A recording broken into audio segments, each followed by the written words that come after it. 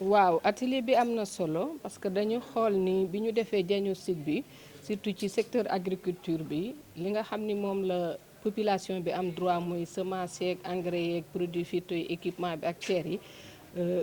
jigéen ñi dañ ci am lu tuutee tuuti ak jeunes yi donc ñu ni nan la ñuy def pour réduire inégalité yooyu nga xam ni dafa am ci secteur bi donc ci la ñuy signer convention de partenariat ak Proval ñu ni dañuy commencer par renforcer les capacités acteurs yooyu muy góor ñi ak jigéen ñi ak autorités locales yi nga xam ni ñoom ñooy joxe suuf parce que bu ñu leen sensibiliser après dinañ xam ni góor ñi ak jigéen ñi ñoom ñooy am ci suuf si boo jëlee suñ constitution loolu lañ leen may nga jël loi d'orientation agro-sylvo-pastorale bi ci article 54 bi aussi loolu la wax donc atelier bi dafa am solo ci ñoom ñu sensibiliser leen ci loolu parce que bu ñu sensibiliser ba pare dañuy ñëwaat def accompagnement xool na jox femmes yi ak jeunes yi ay formulaires yi nga xam ne moom lañ leen di permettre ñu mën a def seen i demande déposer ko ci maire yi après dinañ def le suivi aussi parce que demande yooyu ñu def ñaata délibération lañ ci am yiñ ci délibéré ñaata hectare la ñaata femmes ñoo ci bénéficié wu ak ñaata lañ ci exploité donc loolu vraiment am na solo pour ñun parce que autosuffisance alimentaire la ñu woote te góor ak jigéen dañ ci am donc wàll bu rëy rëy waaw loolu mooy solos atelier bi parce que zone bi dafay zone boo xam ne daanaka gestion familiale suuf moo am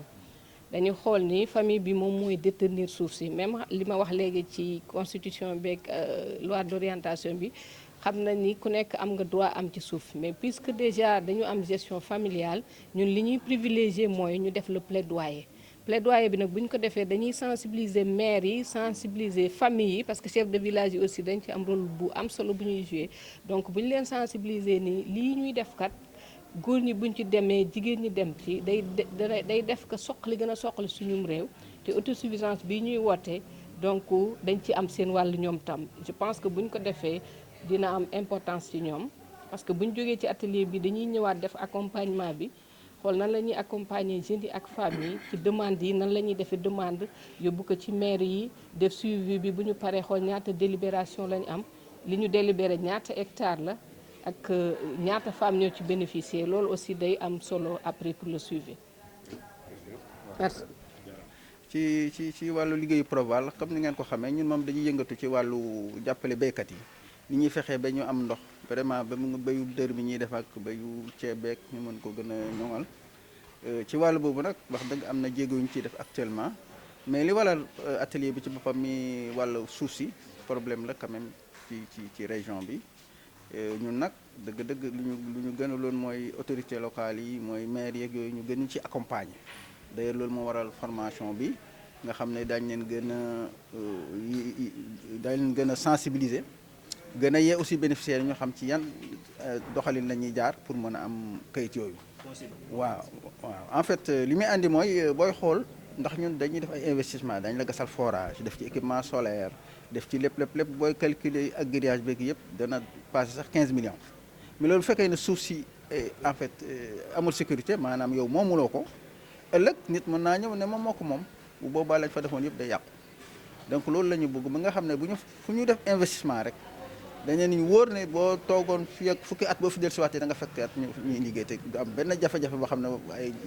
ay jafe-jafe social la ak yooyu peut-être problème technique mën nañu comprendre ñu ne forage da am problème mais ñu ne di ko arrêté parce que nee na suufam la loolu tamit dafa doon loo xam ne lu ñu war a moytu la ñun am nañ ci ay cas yoo xam ne dañoo obligé heureusement sax dañu doon doog a tàmbali ba ñu waxee ba problème mu suuf sa jógee rek dañu leen wax ne réglé leen ko ba pare parce que bu ngeen amee solution ñu doog a ñëwaat. waaw montant projet bi la région de Kaffrine quand même ñun nag bu ñu ko évaluer maanaam normalement daal Proval li mu fa war a investir war na toll ci 8 milliards en terme d' investissement waaw léegi nag ci loolu nag fu ñu ci toll nii daal en terme de réalisation ñu ngi ci ay 60% de réalisation waaw li ci gën a bëri nag périmètre maraîcher yi la